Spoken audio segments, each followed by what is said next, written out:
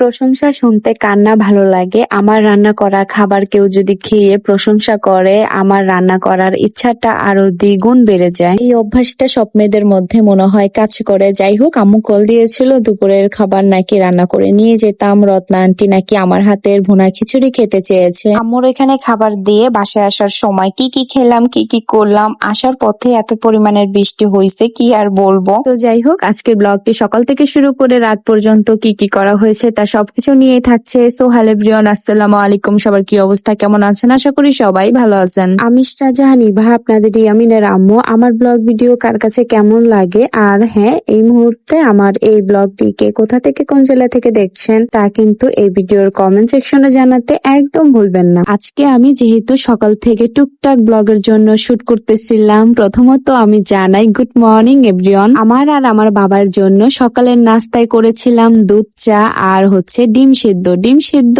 এটা আমাদের রেগুলার থাকবেই। তার সাথে ছিল ক্রিম ফান পাইনাপলের বিস্কুট। এই বিস্কুটের মাঝখানে ক্রিম থাকায় ছোটবেলায় আমার অনেক পছন্দের ছিল, আর এখন আমার বাবাইয়ের অনেক পছন্দের। তো এই তো খাওয়া দাওয়া শেষ করে আমার বাবাই বলতেছে যে আম্মু তুমি চা চিয়ার্স করো নাই? ওর যে কোনো কিছুই শরবত পানি দুধ যেটাই খাক না কেন চিয়ার্স করে খাবে। চা চিয়ার্স করে খেতে ভুলে গেছে, সেজন্য খালি কাপ চিয়ার্স করে এখন মনকে সান্ত্বনা দিচ্ছে। এর কিছুক্ষণ পরে আম্মু আমাকে কল দিয়ে জানিয়ে দেয় যে আজকের দুপুরবেলার খাবার আমি রান্না করে নিয়ে যেতাম। আম্মুকে আমি আবার জিজ্ঞাসা করেছিলাম কি রান্না করে নিয়ে যাব। আম্মু আবার বলতেছে তোমার রত্না আন্টি তোমার হাতের ভুনা খিচুড়ি খেতে চেয়েছে, তুমি এক কাজ করো, তুমি আজকে ভুনা খিচুড়ি রান্না করে নিয়ে আসো। সাথে আবার মুরগির মাংসের তরকারি ভুনা আনতে বলেছিল। আম্মু আমাকে যেই মুরগির মাংসের টুপলা ফ্রিজ থেকে নামাতে বলেছিল সেটা আর আমি দেখিনি, আমি নামিয়েছি আরেকটা। যাই হোক, রান্না বান্না শেষ করে তারপরে হচ্ছে আমি আর আমার বাবাই আগে খেয়ে নিছি। তখন ঘড়িতে বাজে হচ্ছে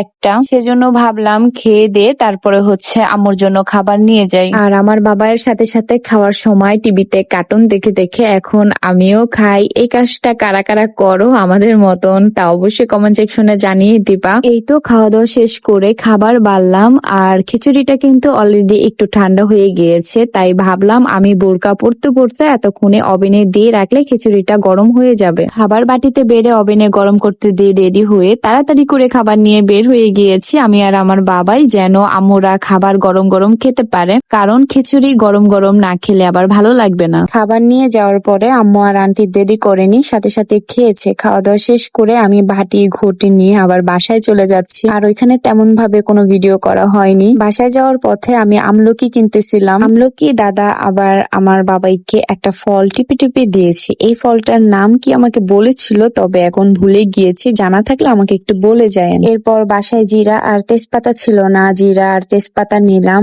আর আজকে আমি দোকান থেকে যা যা কিছুই কিনতেছি না কেন তার সব টাকা পয়সা দোকানদারকে দিতেছে আমার বাবাই। এরপর আমি আইসক্রিম নিলাম, মানে আমার বাবাই হচ্ছে আইসক্রিম নিয়েছে। আমার বাসার বারান্দার জন্য কিছু গাছের প্রয়োজন, তাই বাজারের ভিতর দিয়ে যেতে গিয়ে গাছ দেখে আমি একটু দাঁড়াই, দেখলাম যে কি কি গাছ সুন্দর, কিন্তু সেদিন আর আমি গাছগাছালি নেইনি। এরপরে আমি কুসুলের রস দেখে আমি আমার বাবাইকে কুসুলের রস খাওয়াই, মানে গেন্দারির রস। আমাদের মানিকগঞ্জের ভাষায় কুসুলের রস বলে, মানে কুসুল বলে। আমার বাবাই কুসুলের রসটা খাওয়াও শেষ করতে পারেনি, সাথে সাথে ঝমঝম করে বৃষ্টি চলে আসছে। এত বৃষ্টি যে এখান থেকে আর এক কাতও আমরা দিতে পারিনি। আমি একা থাকলে ভিজেই বাসায় চলে যেতাম, কিন্তু আমার বাবাই আমি কিভাবে ওরে ভিজিয়ে তারপরে বাসায় যাই বলেন। আধা ঘন্টারও বেশি এক নাগাল একধারে বৃষ্টি হয়েছে। বাজারে সেই যে এক জায়গায় দাঁড়িয়েছিলাম এই বৃষ্টি পর্যন্ত, প্রায় আধা ঘন্টা পরে বৃষ্টি থামছে, তারপরে হচ্ছে আমরা বাসার দিকে রওনা দিয়েছি। আমরা কিন্তু বাসায় প্রায় এসে গিয়েছি। বাসায় যাওয়ার আগেই মাদ্রাসা পড়ে, মাদ্রাসার সামনে একটা ভাইয়া মিনি ফুচকা ঝালমুড়ি বিক্রি করে। মাদ্রাসার বাচ্চারা এই ভাইয়ার কাছ থেকে মিনি ফুচকা ঝালমুড়ি কিনে কিনে খায়। মিনি ফুচকা ঝালমুড়ি খেতে বেশ ভালোই লাগে। ওনার ভিডিও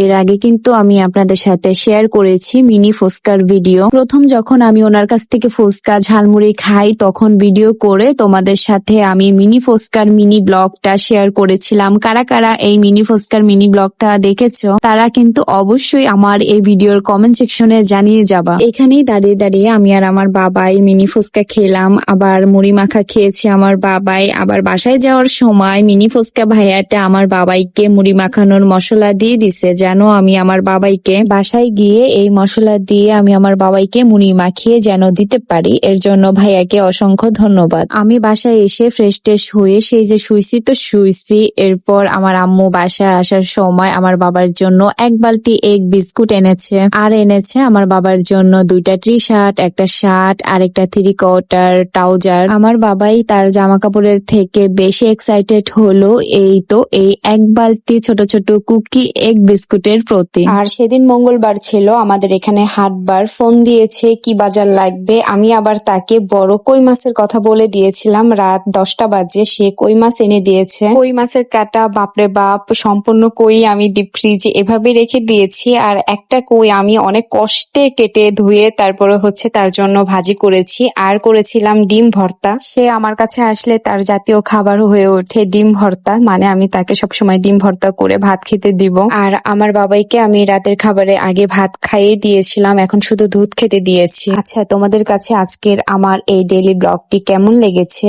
আর এখনো যারা যারা আমার পেজটাকে ফলো করো নাই তারা ফলো করে সাথে থাকো। আর আমার ইউটিউব চ্যানেলও কিন্তু আছে, নাম ইভা ব্লগ, সবাই একটু সাবস্ক্রাইব করে দিও তো। সো আজকের মতন ভিডিওটা আমি এখানেই রাখছি। সবাই ভালো থাকো, সুস্থ থাকো, আর আমাদের জন্য দোয়া করো। আল্লাহ হাফেজ।